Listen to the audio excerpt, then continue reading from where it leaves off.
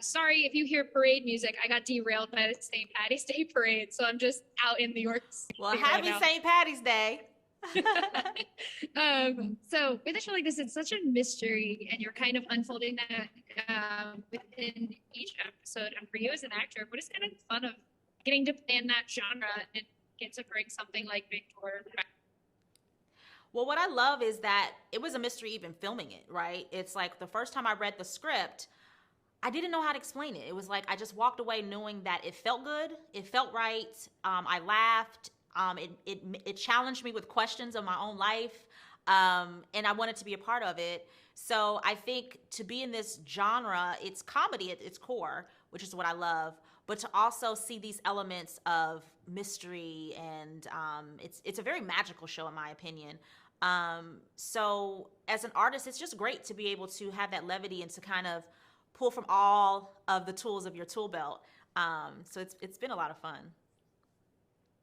Yeah, and you mentioned it is a comedy, and it is, but it's one of those shows that like if it is a mystery to you, even when you're filming it and you're trying to describe it, trying to understand your character, it has to then come with a lot of trust for you with the creatives that you're working with. And so, what was it like, kind of working with the cast and the crew to make something like this come to life in such a fun way? Well, I think knowing that what how great a job Apple does with their their TV series, and then knowing David West Reed's track record, it was kind of like you just leap out on faith and you trust that the powers that be know what they're doing, and you take a little pat on the back and say, "All right, girl, step up to the plate. It's your turn to do your job to add to the equation." And then when because there's no blueprint, right? We didn't shoot a pilot. There was nothing to look as a reference to see which direction to go. It was just a lot of conversations with David and asking questions and getting kind of little kernels of information he would give, and then doing a lot of the work on my own.